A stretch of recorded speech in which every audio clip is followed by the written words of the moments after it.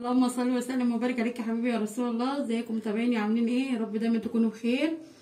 انا جايلكم النهارده ابن اختي صمم اما عرف ان انا هعمل فيديو اللي هيطلع معايا في الفيديو، وانا بصراحه بضعف قدام طلباتهم، ما اقدرش اقول لهم لا، فربنا يا رب يحميهم ويبارك فيهم ويخليهم لي يا رب.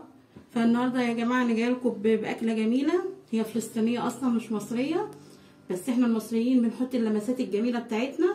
هنعمل النهارده المقلوبه بالدجاج، ممكن تعمليها باللحمه، بس انا هعملها النهارده متاح تحت ايدي الفراخ.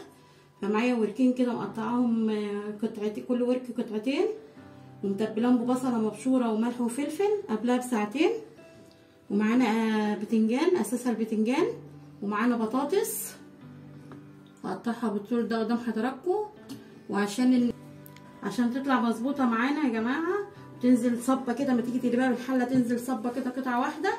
معانا كوبايتين رز مصري، ومعانا طماطم، ومعانا بصل، ومعانا فلفل رومي اخضر، معانا شطه حراقه، قرن شطه حراق، ومعانا توابل الرز بتاعنا ملح وكركم وكاري ونص معلقه جوز الطيب ومعلقه قرفه صغيره وكام فص ثوم. هنبدا مع بعض دلوقتي نسلق الفراخ، وهنعمل جنبها ان شاء الله سلطه الدقوس، او تعملي لسان عصفور، او تعملي سلطه الزبادي. بس انا بصراحه حابه سلطه الدقوس عشان بتبقى فيها سنه حراقه كده، بتجذب للاكل وبتبقى طعمها حلو. ومعانا دبس رمان يا جماعه. ما تنسوش تعملوا لايك وشير واشتراك في القناه. زي ما انتم عارفين يا حبايبي، انا بسلق الفراخ، بحط الميه والفلفل حصى والحبهان والبصله والورق اللورا يغلوا شويه، حطي معلقه سكر صغننه، دي بتفرق جدا في طعم الشوربه وبتبقى جميله. بحطهم مع بعض كده يغلوا شويه، واروح ساقطه بقى الفراخ بالطريقه دي. ممكن تشوحي الفراخ، بس انا ان شاء الله هسلقها النهارده معاكم.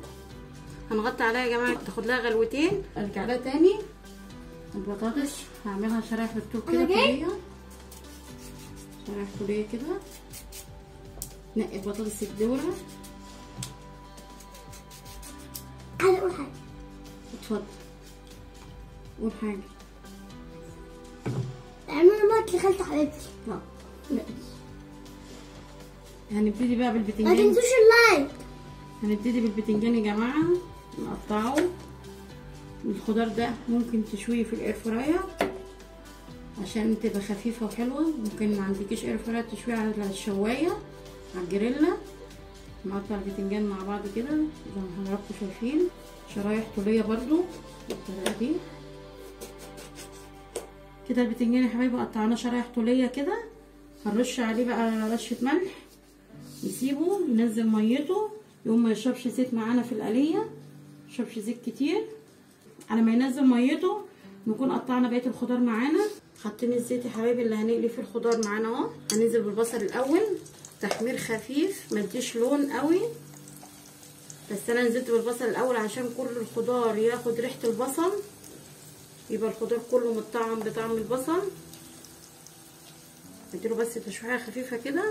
شايفين البصل شايلينه كده بلونه، ما غمقناش اللون، انا عايزاه كده. وفي ناس بتحب تحمره، يعني ايه حسب رغبتك، عايزه تحمريه تقرصي عليه شويه ماشي، عايزه تطلعيه كده. المهم ان انا عندي الزيت بقى خد ريحه البصل. دلوقتي هحمر فيه بقى البطاطس. هبدا بالبطاطس الاول، ورا البطاطس البتنجان. ننزل بالبطاطس كده برضو، ما نقولش عليها في التحمير، تحميره بسيطه في الزيت. اي ريم يطلع على الفراخ على وش الفراخ كده حاولي تشيليه بالمعلقه. خلصنا البطاطس كده يا حبايبي، وحطيناها على مناديل مطبخ، ان المناديل تشرب الزيت عشان تبقى خفيفه معانا. نطلعها باللون ده. البتنجان نزل ميته وشطفته من الملح، وهقليه برضو. هجيلكم نكمل بقيه الخطوات مع بعض. البتنجان كده هيتحمر معانا يا حبايبي، وارجع لكم نكمل بقيه الخطوات مع بعض. كده حمرنا البطاطس والبتنجان معانا يا جماعه، هنركنهم. وطلعت الفراخ هحمرها عشان اديها لون، وهرجع لكم تاني. حاطين مقله كده على النار عشان نحمر فيها الفراخ. احط شويه زيت يسخن معانا، ونحمر الفراخ نديها لون كده. الزيت سخن معانا زي ما قلنا، ممكن تشوحيهم، ممكن تسلقيهم محمرين كده. نحط بقى يا حبايبي دبس رمان صغيره كده، نحط معاها دبس رمان صغيره كده، خلي طعم الفراخ تحفه بتخلي طعم المقلوبه في منتهى الجمال. يعني في تكه اللي حابب يعملها اللي مش حابب خلاص. انا بحب طعم فلفل الرمان يا جماعه في الفراخ قوي، بيخلي طعم المقلوبه في منتهى الجمال. شايفين الجمال اللون بتخلي الفراخ عامله ازاي، بتخلي لونها جميل والطعم ده اجمل.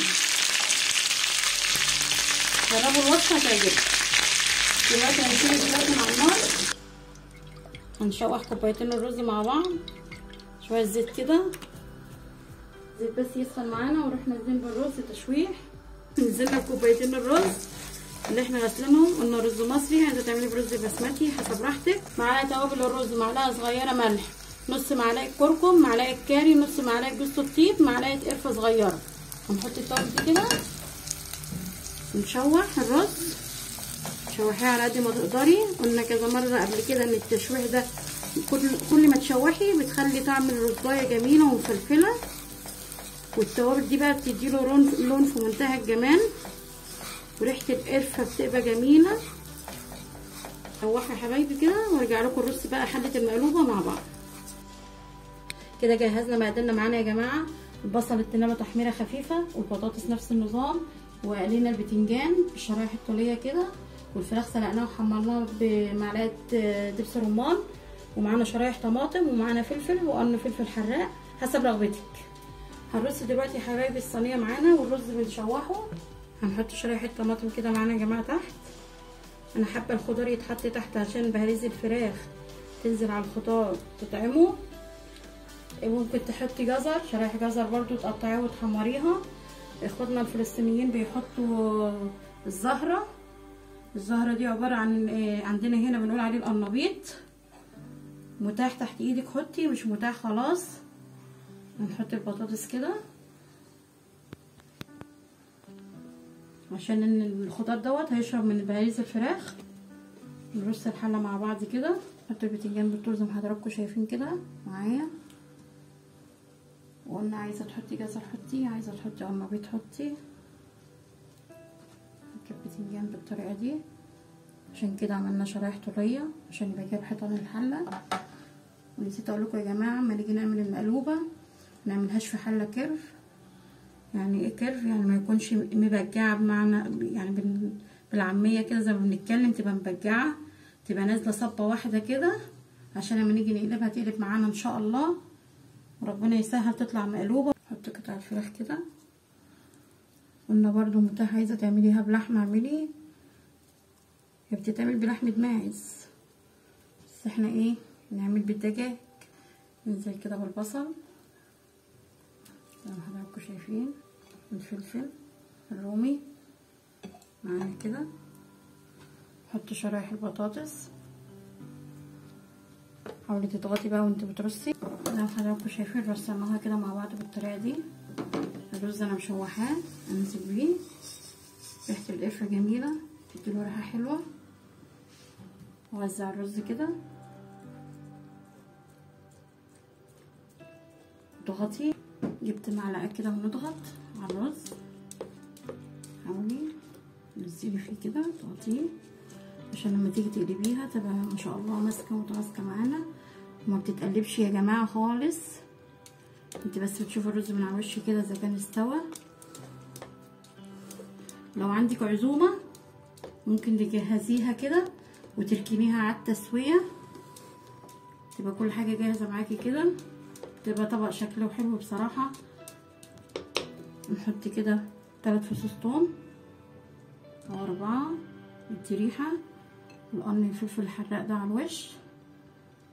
هنسقيها المرقه اللي احنا سالقين فيها الفراخ، مرقه الفراخ، وهنحطها على النار. اول ما تغلي معانا تسمعي البقبقه بتاعتها بدات تهدى، تروحي مهديه عليها بقى وتنقليها على نار متوسطه. هنبتدي يا حبايبي دلوقتي في سلطه الدقوس. ممكن تعملي سلطه الزبادي، تجذبك ان انت تاكلي. معانا 4 فصوص ثوم، معانا طماطميتين نقطعهم كده، معانا قرن فلفل رومي، معانا 1 حراق، معانا عود كزبره نقطعها كده، هي كده هتتفرم. معانا ربع كوبايه خل وعصير ليمونه، وهنحط ملح حطينا كل مقادير الدقوس يا جماعه، الطماطم والملح والفلفل والكزبره والليمون والخل. انا مش عايزاها ناعمه كده. ضربناها يا جماعه معانا ما شاء الله على الريحه، حته جميله وطعمها بيبقى جميل. تحطيها جنبها